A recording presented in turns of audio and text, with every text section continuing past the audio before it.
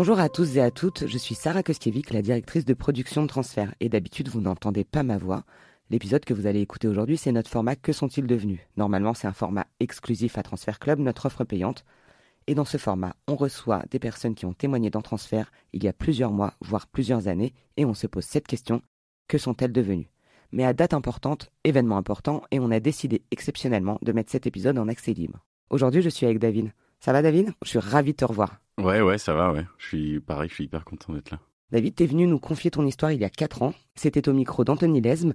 Cet épisode s'appelait 5 sur 5 et on l'a diffusé le 18 mars 2021, très exactement. Tu racontais ta relation difficile, houleuse, nuancée et complexe avec la France, jusqu'au jour où tu te retrouves le 13 novembre 2015, il y a 10 ans jour pour jour, au Bataclan. Attention spoiler, si vous n'avez pas encore écouté l'histoire de David, je vous conseille de le faire avant de continuer cet épisode. Vous pouvez la retrouver sur Slate Audio et sur toutes les plateformes d'écoute de podcast. J'ai un pote du quartier qui m'offre une place pour un concert. Puis le concert commence et c'est un concert incroyable. Et je vais aux toilettes. Et j'ai mon père qui m'envoie une série de 3 messages et qui me dit mon fils, explosion au Stade de France, ça tire à Paris. Et je reconnais assez distinctement le bruit de la calache. Et je me dis putain, je suis en train de voir des gens mourir, quoi. Toujours avec cette idée que ça va m'arriver. J'ai peur. Et je me rends compte que là, je commence à me préparer à mourir. Et on entend quelqu'un qui touche la porte. Et on comprend que c'est un flic. Et lorsque le terroriste se rend compte que la police progresse et que il a plus de balles, il a plus rien pour se défendre, que lui reste-t-il d'autre à part se faire exploser? Et après, il y a un grand silence. Je vois qu'il y a une espèce d'amoncellement de gens morts, en fait. Et donc je me dis, mais qu'est-ce qui me différencie de ces gens-là? Pourquoi je suis là alors qu'eux sont plus là, en fait? Il y a un gars qui m'attrape par les épaules, il me relève, il me dit t'inquiète, on s'en est sorti. Maintenant on sort d'ici, on dégage. Et en fait je me rends compte que je suis plus du tout la même personne que quand je suis rentré, quoi.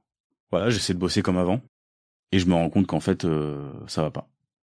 Ça va pas et je me sens démuni. J'arrive plus à bosser. Et je passe 2 semaines à prendre de la Tarax pour dormir, pour me détendre. Et durant ces 2 semaines, il y a les premiers symptômes qui commencent à s'installer. C'est l'anniversaire de mes neveux. Donc il y a des ballons et en fait mes neveux s'amusent à les exploser. Sauf que pour moi c'est pas des ballons, c'est des coups de feu. Mon père me dit David, c'est que des ballons. Et en fait je suis spectateur de ma propre douleur. Donc l'année 2016 a été un moment dans ma vie qui en dents de scie, quoi. Aujourd'hui je suis photographe. J'ai épousé la femme que j'aime, Doris. Et je me rends compte que le temps passe vite en fait. Mais j'ai toujours cette soif de sens à ma vie. David, c'est toujours la première question qu'on pose aux gens. Comment ça va aujourd'hui ? Aujourd'hui, ça va.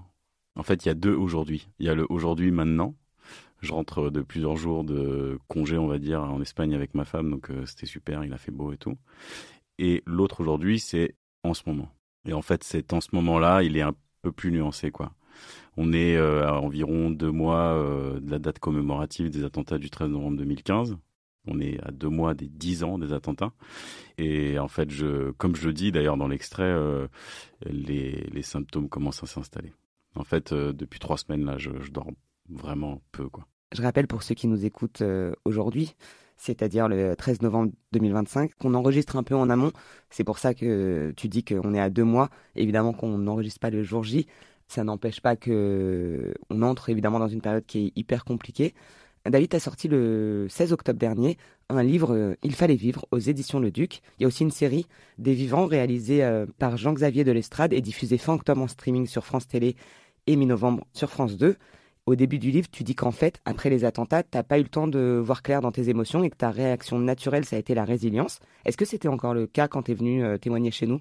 Il y avait quand même cette propulsion, en fait, qui me poussait. Par exemple, là, en 2021, en fait, je venais de sortir mon premier livre, mais j'étais à la fois à la fin de cette propulsion-là, de la résilience, et en fait en train de m'arrêter. Ce qui est dingue, c'est qu'en fait, le livre commence au moment où je suis venu chez Transfert.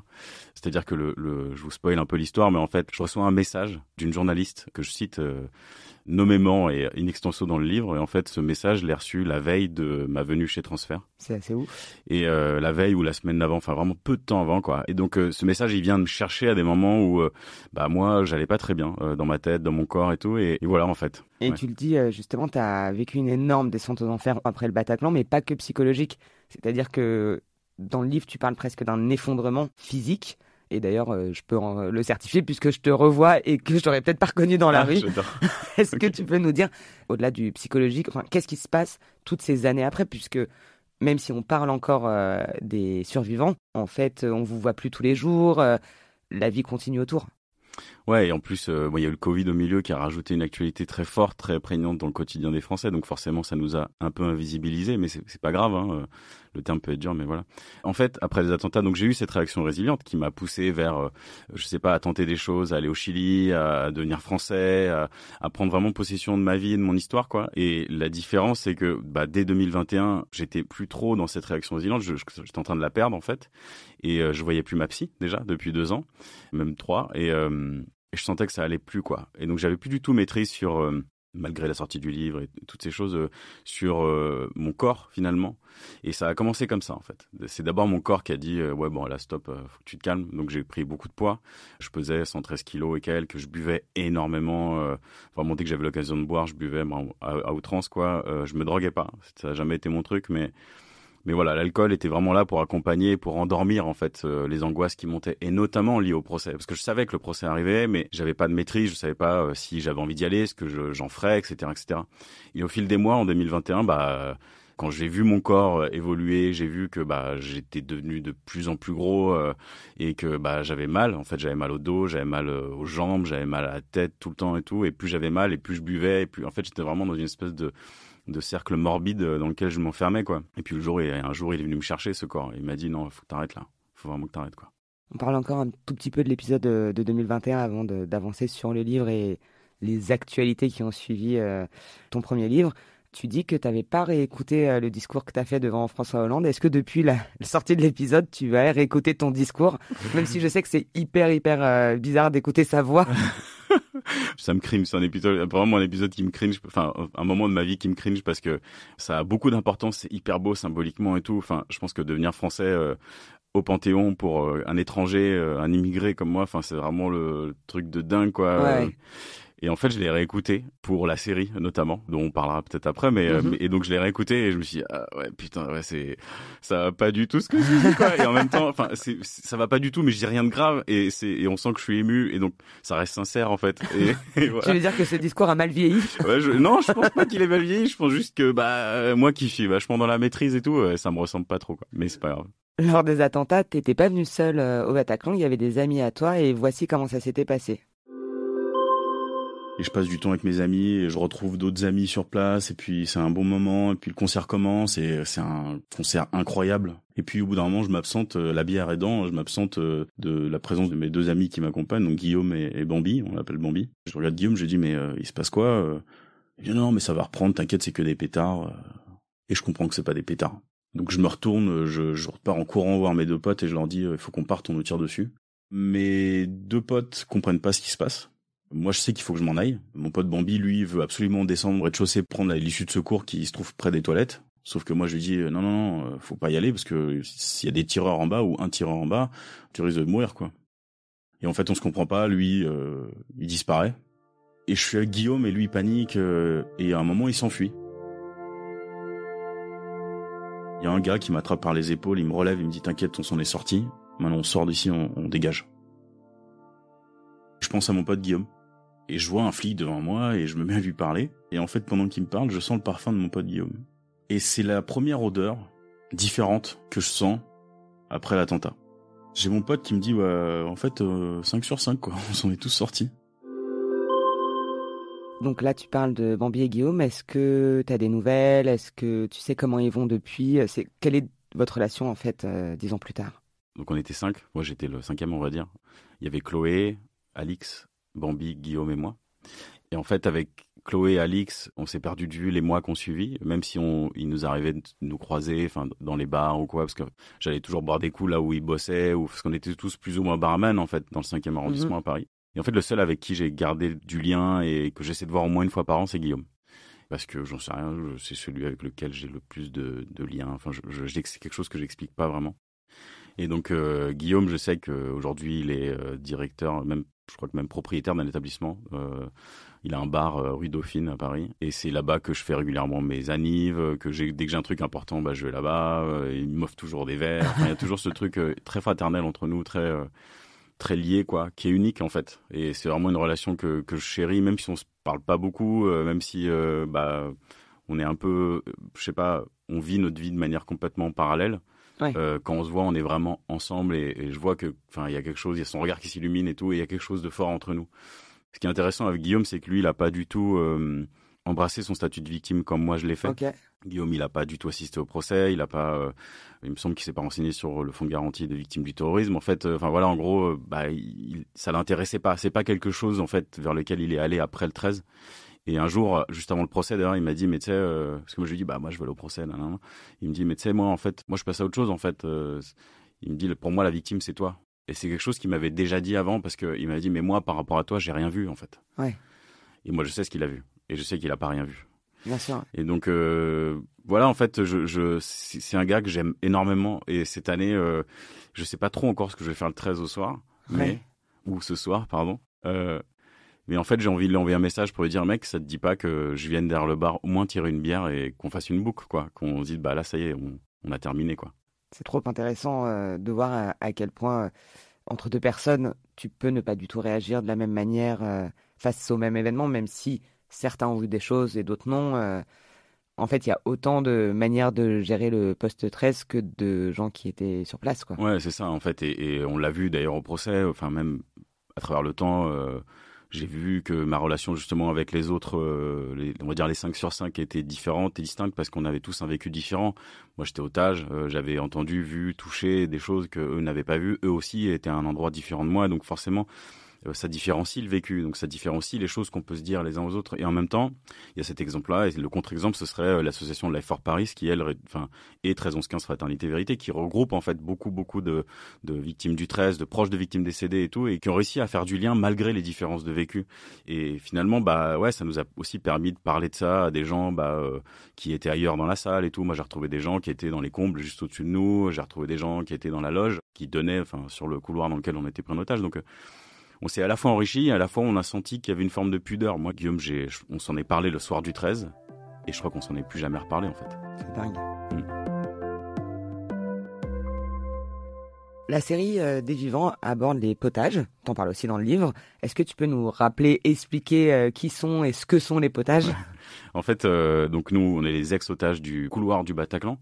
Il faut savoir que il y a plusieurs noms qui sont donnés aux otages. On peut être retenu en otage et en présence d'une arme et retenu en otage sans la présence de l'arme. C'est dans le cas où on est planqué ailleurs et tout. Et je faisais référence aux gens dans les comptes. Typiquement, ces personnes-là aussi étaient prises en otage parce qu'il n'y avait pas le rapport à l'arme. Nous, on était vraiment au contact des terroristes. Et en fait, cette petite communauté là, on était 11 en fait ce soir-là dans le couloir. Juste après, il y a quelqu'un qui fait partie des otages qui s'appelle Stéphane Toutlouillant qui est venu à ma recherche. Il a dit, mais moi, ce mec-là, je veux le retrouver parce qu'il a entendu que j'étais chilien et lui, son ex-femme est chilienne, ses filles sont chiliennes et donc il s'est dit, mais ce mec-là, et donc il s'est mis vraiment bien en tête de me retrouver et il m'a retrouvé. Et à la suite de moi, il a retrouvé Arnaud, il a retrouvé Marie, qui est l'épouse d'Arnaud, il a retrouvé Seb, il a retrouvé 7 otages au total. Les autres, on les connaît. On sait qu'ils sont là, mais ils ont jamais voulu en fait se lier à notre groupe. Nous, après le 13, on s'est beaucoup vus, notamment durant le tournage par les frères Naudet de Fluctuat Nek Merguitour, qui est aujourd'hui sur Netflix. On s'est beaucoup vus, on a bu énormément de coups, on a joué de la guitare, on a fêté en fait ensemble, et aussi on s'est parlé beaucoup de ce qu'on avait vu et entendu ce soir-là. Et c'est justement ce qu'on abordait juste avant, c'est que avec eux, avec Stéphane en l'occurrence pour moi, j'avais quelqu'un qui pouvait comprendre ce que j'avais vécu, ce que j'avais entendu, et en fait ça c'est primordial. Et tous les otages aussi en fait. Ouais. Et donc forcément, nous, c'est clair qu'il y avait les associations, il y avait nos proches, il y avait moi, il y avait ma femme Doris et tout, mais avec Steph, je pouvais dire ce que j'avais vu, et lui pouvait me dire ouais, c'est vrai, t'as vu ça. Et donc on s'est un peu tous revus comme ça au fur et à mesure. On s'est tous rassemblés à plein de reprises, et puis en fait un jour Marie est venue en nous disant ah mais en fait quand je parle de vous à mes collègues, je dis je veux voir mes potes otages. Je veux voir mes potes otages. Et elle me dit, vas-y, on va s'appeler les potages. Et donc, c'est resté. Et aujourd'hui, on s'appelle les potages. Et donc, cette série aborde, en fait, pendant le 13, donc le soir de l'attentat. Et après, comment on s'est retrouvés, pourquoi on s'est retrouvés et ce que ça nous a fait d'être ensemble, en fait. Donc, vous avez un groupe WhatsApp qui s'appelle les potages ? Ouais, c'est ça. Exact. Justement, lors de cette prise d'otage, tu viens d'en parler rapidement. Tu as échangé vite fait avec un homme qui s'appelle Seb. Tu en parlais déjà en 2021. On va écouter un extrait. Et je sens une présence à ma gauche, et je me rends compte qu'il y a un gars qui est là. Et donc je me dis, quitte à mourir, autant savoir comment il s'appelle ce mec. Ça peut paraître un peu bizarre, mais ça enlève un brin de solitude. Donc je le regarde, je lui dis tu t'appelles comment? Il me dit je m'appelle Sébastien. Et je me rappelle de l'attraper par la côte là et lui dire t'inquiète, ça va aller, on va s'en sortir et on va boire des coups ensemble. Est-ce que les potages ont écouté cet épisode et Seb spécifiquement, ce truc que tu dis sur lui qui est hyper émouvant, quitte à mourir, autant se faire des potes, quoi. Ouais, c'est ça. En fait, il me semble, je suis même pas sûr qu'ils aient entendu. Je suis pas sûr qu'ils aient écouté cet épisode. Mais je sais que Seb c'est bizarre ce que je vais dire, mais je suis un peu ému en fait. Il me tient en haute estime en fait. Il dit que moi ce soir-là, quand j'étais accroché à cette fenêtre, enfin ce rebord là, j'ai prié en fait. Je suis pas croyant, mais j'ai grandi dans une foi protestante. Mes parents sont protestants en fait, et donc j'ai prié. Je me suis dit on va tenter le tout pour le tout en fait, et on verra si ça marche. Et Seb aussi était, d'origine on va dire protestante, et il a souvent raconté que en fait il avait trouvé la force de sauver cette femme enceinte qu'il a sauvée. C'est parce que j'étais là et que je lui ai donné cette force. Et c'est pour ça que je suis ému, c'est que avec Seb on a un rapport qui est hyper intime quoi, parce que avant qu'il y ait la prise d'otage, on était ensemble. Et donc forcément, voilà. Enfin, je sais pas si ça répond vraiment à la question, mais je suis pas sûr qu'il l'a entendu, quoi. Et je suis pas sûr. Il connaît l'histoire, il sait ce que je dis de lui parce que je l'ai dit dans mon premier livre, j'en parle et tout le temps. Mais je sais ce que ces mots peuvent lui faire, en fait. Ce qui est ouf, c'est que ce que tu racontes des potages, c'est qu'en fait les liens se sont créés déjà. Il y avait déjà des liens avec plusieurs personnes avant même que vous créiez Ce truc, ouais. ce groupe-là post 13. En fait, les liens qui devaient être mis en lumière, ça a été fait très vite pendant la prise d'otage. Pendant la prise d'otage. Ouais. C'est en fait, assez. Et ça, avec le recul, bon, c'était il y a 10 ans, mais ça me paraît logique aussi, quelque part. Parce que Marie, elle a dit d'ailleurs, j'assiste souvent quand je vais en classe et tout, parce qu'elle dit quelque chose de vachement beau. Parce qu'elle a raconté un jour qu'on s'est tellement serré les coudes qu'en fait, on s'est jamais lâché. Et c'est vrai que tous ces micro-événements qui ont eu lieu pendant la prise d'otage, on rebondit derrière. Moi, Steph, je lui ai attrapé la main pendant la prise d'otage et c'est quelque chose qui l'a beaucoup ému, qui l'a beaucoup touché. Il y a cette private joke qu'il avait avec son ex-beau-père qui était chilien, qui lui disait mais où que tu sois dans le monde, tu soulèves une pierre et il y aura un chilien. Et ce soir-là, c'était moi en fait. Et il s'est dit mais c'est quoi ce bordel? Et en fait, on a tous des micro-histoires comme ça avec tout un chacun et forcément, derrière, on a eu besoin d'en parler, quoi. Je reviens sur la série Des Vivants de Jean-Xavier Delestrade. Vous avez été vachement impliqué. En fait, c'est pas une série que sur vous, mais c'est une série avec vous. À quel niveau réel vous avez été impliqué dans cette série? Et je crois qu'il y a eu des reconstitutions. Ouais, c'est une chouette question justement parce que c'est vraiment, bien sûr, il y a la sortie de mon livre, il y a les 10 ans et tout, mais ça a été une expérience, en tout cas pour moi, à titre vraiment personnel, extrême dans tous les sens du terme en fait. Et je suis vraiment ravi d'en parler parce que j'en ai jamais parlé encore. Et chronologiquement, je vais essayer de faire assez court, mais c'est très compliqué de le raccourcir. En fait, en 2021, pendant le procès, il y a un producteur de films qui est venu me chercher, qui s'appelle Jérôme Corcos. Jérôme Corcos, il produit des films, français, classiques. Il fait pas de série, mais en fait, il est tombé sur une interview que j'ai donnée avec Seb et Steph à la télé, sur France 2, il me semble. Et il nous a vu à la télé, il s'est dit mais c'est quoi cette histoire de dingue? Il faut que je lui parle. Et en fait, il m'a vu et il s'est dit mais lui, je sais pas qui c'est, mais je vais le trouver. Et donc il est venu me chercher sur Instagram et il m'a envoyé un message en me disant voilà, je vous ai vu à la télé, je suis producteur de films, j'ai eu une idée. Il me dit je suis pas sûr que ce soit une bonne idée, mais c'est peut-être une bonne idée. Et en gros, venez, on se parle. Et donc, il me dit ça. Moi, je reçois ce truc-là, je me dis, c'est quoi ce bordel? J'avais jamais reçu un message du genre, alors que j'avais déjà reçu des messages de dingue. Mais celui-là, j'avais jamais reçu. Et donc, moi, je suis pas tout seul dans cette histoire, en fait. Je me suis jamais considéré seul. Bien sûr, c'est mon histoire, ce que j'ai vécu intimement à l'intérieur de moi, mais en même temps, il y a les potages. Et donc, je me voyais mal dire à Jérôme, vas-y, on fait un truc, toi et moi, quoi. Et donc, forcément, j'ai reçu le truc et j'en ai parlé à ma femme, j'en ai parlé à Doris et je lui ai dit, mais t'as vu? Elle me dit, parle-en aux autres, on en parle aux autres, quoi.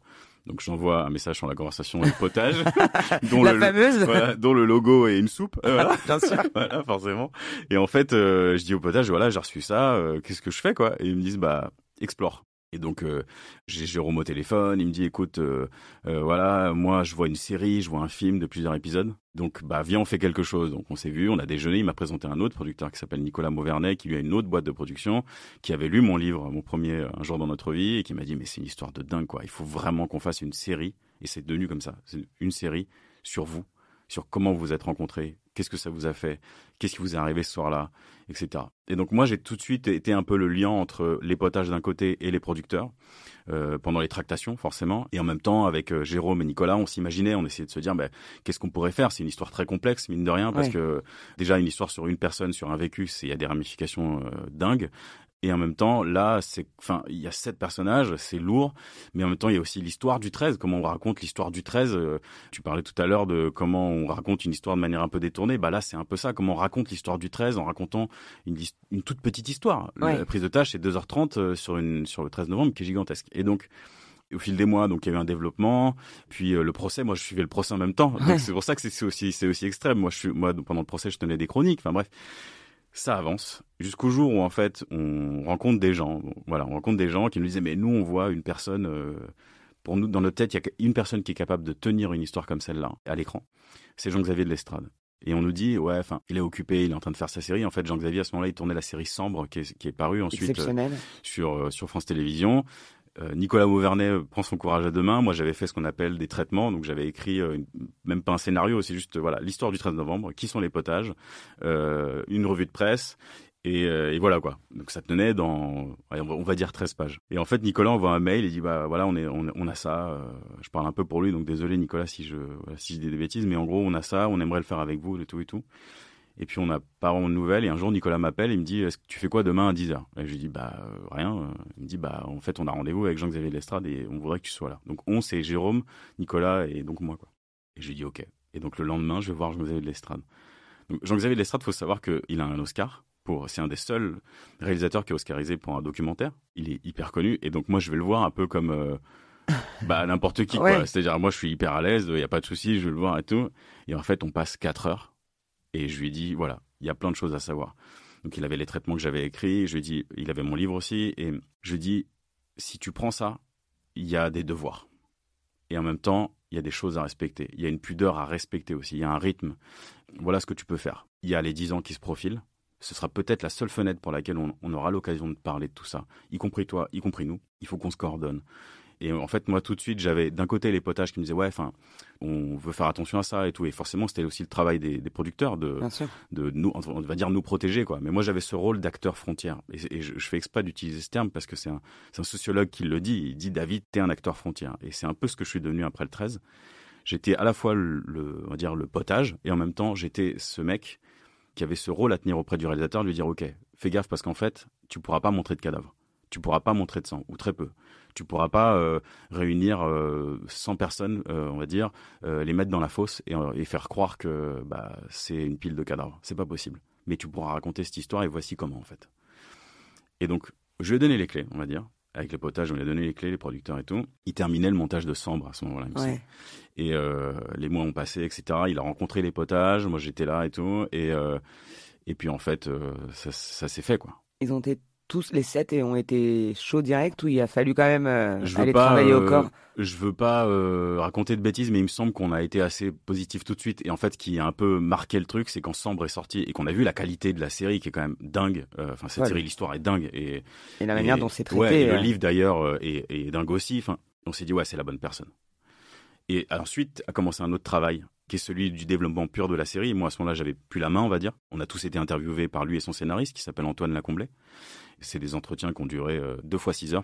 Donc, c'était vraiment du gros boulot. Et il fallait que je raconte tout, quoi. Donc, là, c'est un peu un épisode de transfert magnifié, quoi. Et c'était le cas aussi pour les 7 potages et les compagnes des potages. Donc, moi, Doris a été entendue aussi. Marie-Claire, la compagne de Stéphane. Christine, la compagne de Sébastien, etc., etc. Et en fait, ce qui me différencie par rapport au potage, on va dire, c'est que j'ai continué ce rôle d'acteur frontière parce que Jean-Xavier avait besoin par exemple, d'avoir accès à la brigade de recherche et d'intervention, qui sont devenus des amis après, avoir des contacts, etc., auprès de la cour d'appel, ce genre de choses. Et donc moi, je l'ai aidé dès que j'avais l'occasion de l'aider pour faciliter en fait tout ça. Jusqu'au jour où je lui ai dit, écoute, j'aimerais bien peut-être faire des photos sur le plateau parce que je suis photographe, donc comme je dis à la fin de cet épisode, et donc j'aimerais bien faire des photos de plateau. Il me dit mais t'as déjà fait ça? Je lui dis non, jamais quoi, mais pourquoi pas, on essaye. Et là je suis ému et parce qu'il m'a fait confiance en fait. Et en fait il m'a donné ce boulot et donc le tournage a commencé en novembre dernier, donc en novembre 2024 et a pris fin en avril 2025. Et donc j'ai fait des photos du tournage. Et pourquoi je suis ému, c'est que j'ai pris en photo des choses que j'avais vécues. Et c'est un truc C'est vraiment extraordinaire. Ouais, en fait, je sais même pas, un an après, je sais même pas ce que ça m'a fait, en fait. C'est-à-dire que, en décembre, on allait à New York avec ma femme, et j'avais fait exprès, justement, de caler New York derrière. J'ai rendez-vous à Montreuil. Donc Jean-Xavier m'appelle, il me dit, bon, bah, là, prépare-toi, parce que c'est quand même une scène qui est un peu dure. Et cette scène un peu dure, en fait, c'est qu'ils avaient reconstruit le couloir, échelle 1-1, dans un studio à Montreuil. Et donc, il m'a dit, bah, il y aura les comédiens qui jouent les terroristes et tout. Et donc, moi, j'allais à l'avant de ça, quoi. J'allais y aller, quoi. Donc, j'avais mon appareil photo. Et je me baladais dans la prise d'otage. Et en fait, c'est complètement ouf. Mais je peux pas parler de ça sans parler du reste. Et le reste, c'est quoi? C'est les comédiens qui ont joué nos rôles. Donc, il y avait Thomas Goldberg qui me joue, il y avait Benjamin Laverne qui joue Arnaud, Cédric Écoute qui joue Steph, etc. Et en fait, Alix Poisson, tout ça. Et en fait, ils ont été j'ai envie de dire, d'une camaraderie qui a tellement aidé. C'est-à-dire que moi, j'étais au milieu de ce truc, j'avais fait des photos avant dans un bar et tout, c'était cool, c'était détendu. Et en fait, eux, ils m'ont fait comprendre que, ouais, tranquille, c'est chez toi, tu fais ce que tu veux. Jean-Xavier, le premier jour, quand je suis arrivé sur le plateau, il a dit, bon, faites gaffe, lui, c'est le David, le vrai David. Donc, on l'accueille et on le traite comme un collègue normal, quoi. Et donc, moi, je suis dit, ah, c'est cool, en fait. Et donc, j'ai vécu ces bizarreries. Et encore une fois, là, on est un an après, je sais pas trop ce que ça a touché en moi. J'étais à la fois hyper honoré, ça rejoint un peu ce que je disais sur le Panthéon, j'étais hyper honoré. Et en même temps, ça enlève complètement de l'ordinaire dans l'existence, quoi. Donc j'ai des photos de la prise d'otage. Et mon pote Arthur, des Nouveaux, le président de Life for Paris, il m'a dit, putain, c'est dingue, t'as les meilleures photos de la prise d'otage. C'est complètement fou. Ouais. J'ai plein de questions qui n'étaient pas prévues. La première chose, c'est est-ce que tu aurais refusé le projet si vous n'aviez pas accepté à l'unanimité? Alors en fait, oui, parce que ça a été une des conditions sine qua non qu'on a donné dès le départ à Jérôme dès 2021. On a dit, nous, on veut être unis et tout. Et Jérôme nous a dit, mais en fait, je vous arrête tout de suite. Si on a un de vous qui refuse, on arrête tout. Et c'est d'ailleurs en fait ce qui a fait que Jérôme est devenu vraiment... aujourd'hui, c'est un de mes amis les plus proches et c'est devenu notre interlocuteur dédié quasi parce que Jérôme nous a tout de suite coupé la chic en disant non mais en fait là vous êtes 7 et on veut garder les 7. Sans les 7, c'est pas possible de raconter cette histoire. Et donc tout de suite, ouais. Et de son côté et d'une autre, on s'est dit ouais, faut que ça reste intact ce groupe. Je reviens un petit peu en arrière pour parler des acteurs. Tu as parlé des acteurs qui jouent Doris. Ouais. Et quid des acteurs qui jouent les terroristes? Ça, vraiment, c'est une question... Non, mais c'est une question de ouf parce que j'avais eu Jean-Xavier au téléphone avant et justement, Jean-Xavier, donc il est metteur en scène. Hein, et son rôle, c'est un peu de dire aux gens, bon, là, c'est juste, là, c'est pas juste. Et le jour où je viens donc sur ce set à Montreuil en décembre, là, le set de la prise d'otage, j'ai ces deux mecs qui viennent me voir, donc je me souviens, pardon les gars, mais en fait je sais qu'il y en a un qui s'appelle Amine et le second je me souviens plus, pardon. Et en fait ils viennent me voir et on déjeune ensemble. Et ils me disent mais dis-nous, enfin j'ai senti qu'ils avaient besoin d'aide quelque part, pas de l'aide, en plus je suis pas comédien, mais qu'ils avaient peut-être besoin de contexte, de comment les terroristes se positionnaient vis-à-vis de nous, est-ce qu'ils étaient violents, est-ce qu'ils nous touchaient, comment ils agissaient au milieu de nous. Et moi c'est des choses que j'ai gardées en moi de manière pratiquement intacte. Et donc j'ai pu leur donner ça et j'ai pu leur dire oui, enfin là en fait c'était pas un braquage. Oui. Et c'est quelque chose que j'ai dit souvent parce que souvent dans les films je sais pas, je pense à Hit, ce vieux film des années 80 que j'adore, c'est un de mes films préférés où en fait il y a des scènes de violence et tout, c'est des braquages et on sent qu'il y a une véhémence envers et à la fois la victime et les flics et tout. J'ai dit là c'était pas ça. Là il y avait une absurdité insolente de ces mecs-là qui venaient de massacrer des gens, qui nous retenaient en otage pour des raisons complètement mystérieuses, qui demandaient rien aux flics, et enfin nous on est au milieu. Ouais. Je dis, il faut vraiment que vous vous imaginiez que ces mecs-là étaient sûrs d'aller au paradis derrière. Et ça doit faire partie de vous, quoi. Sinon, vous y arriverez pas. Et donc on a parlé, on a échangé pendant 2 heures le temps du déj, quoi. Et puis après, on est retourné sur le set et je les voyais agir et tout. Je me disais, mais c'est quoi ce bordel, quoi. Et ton cerveau, il arrivait à faire le distinguo. Ouais, carrément. Quand même, ouais, parce que on en reparlera après, mais le procès, il a vraiment entériné quelque chose. C'est-à-dire et moi, j'ai déposé devant la cour et tout. Et donc, moi, je savais que ce que je voyais là, c'était pas ce que j'avais vécu, même si c'est extrêmement proche de la réalité. Et ça fait la force de cette série, en fait. Tu m'offres une excellente transition. Justement, tu finissais en 2021 l'épisode sur le procès du 13 novembre qu'on a appelé depuis V13. Et on écoute ce que tu en disais avant. Et cette année, il y a un horizon flou, c'est celui du procès.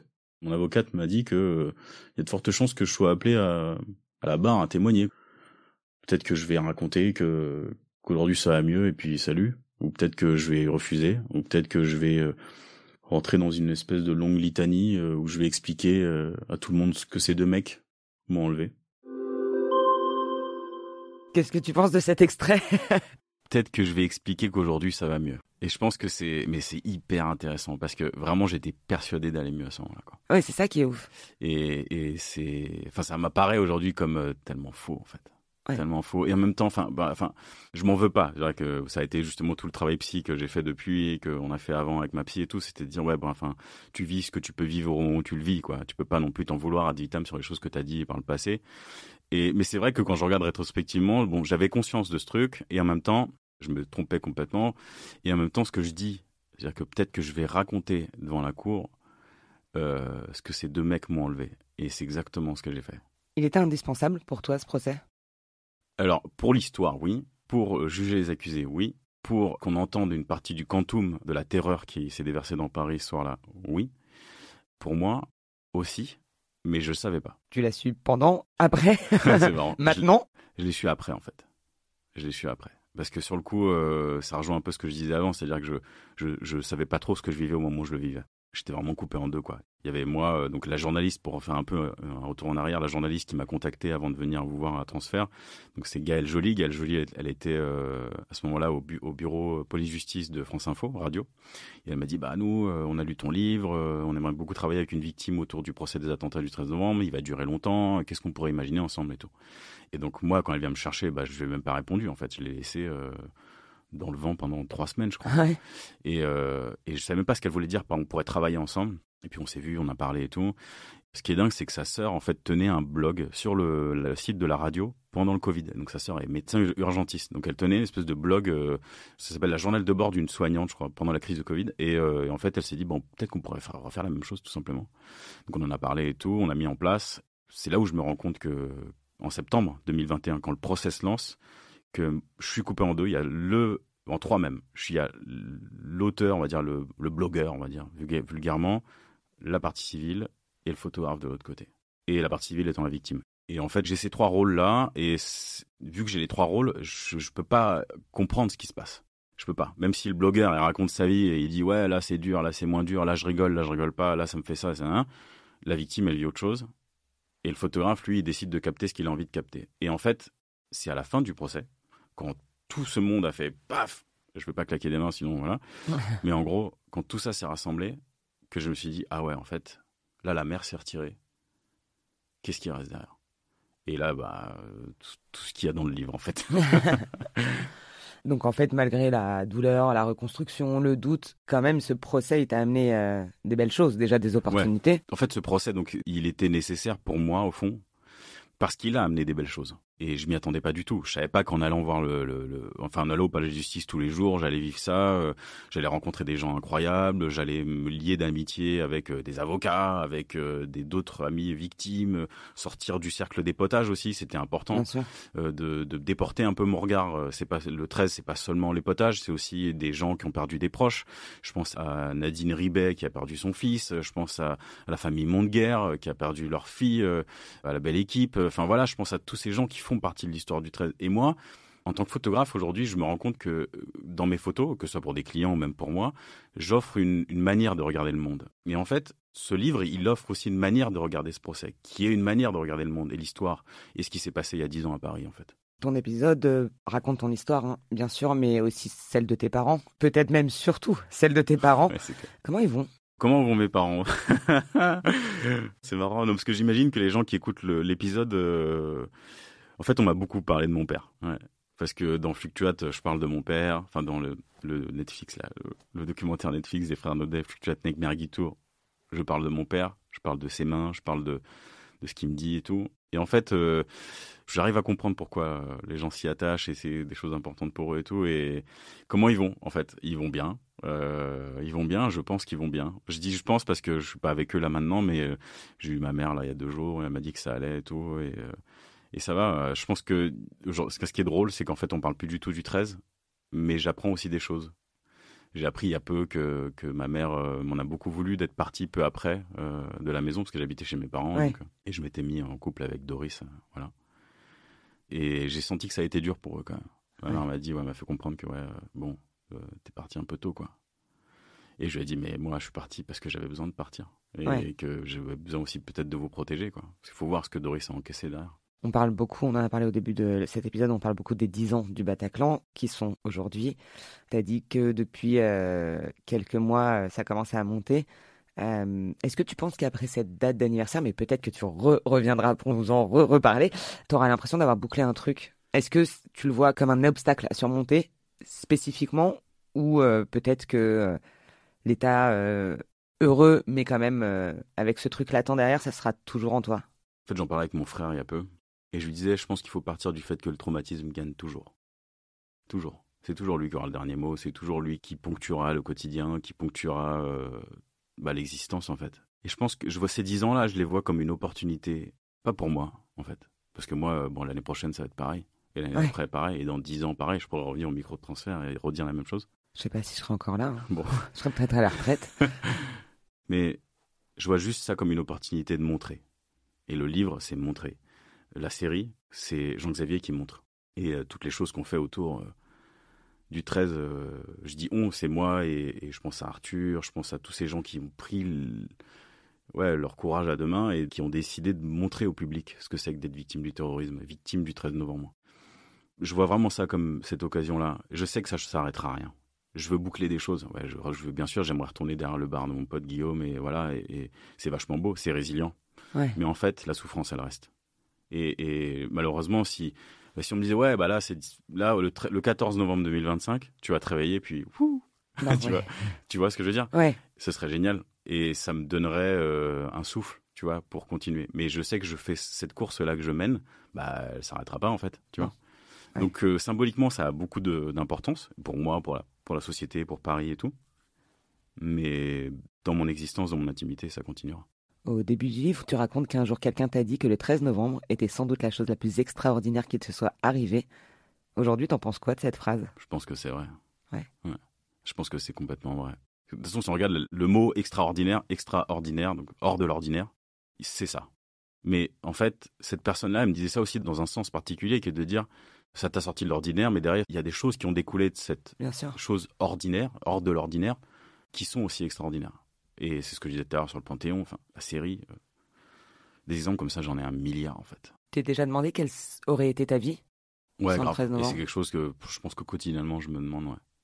Et d'ailleurs, là, on est dans le quartier et tout, et en venant, j'y ai pensé, quoi. Ouais. Et je continue de me dire que j'aurais été barman, que tu vois, j'aurais, je sais pas, j'aurais peut-être mon établissement, ou j'en sais rien, ou déjà j'habiterai à Paris, enfin, tu vois.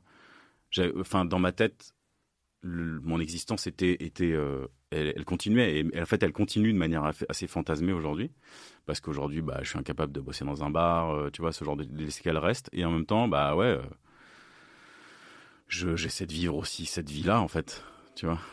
Bah, c'est la seule qui me reste, qui te reste. C'est ça.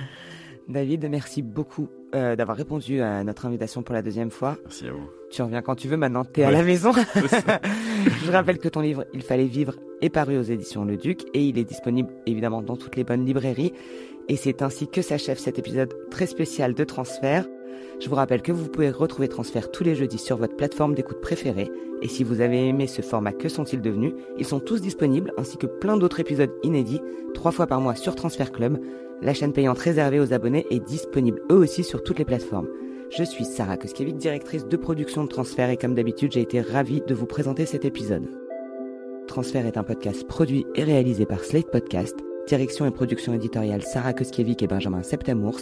Prise de son Johanna Lalonde. Chargée de production et de post-production Mona Delahaye. Vous pouvez vous abonner à la newsletter de Transfert, suivre le podcast sur Instagram, nous rejoindre sur Discord pour discuter des épisodes avec d'autres auditoristes via les liens disponibles en description de cet épisode.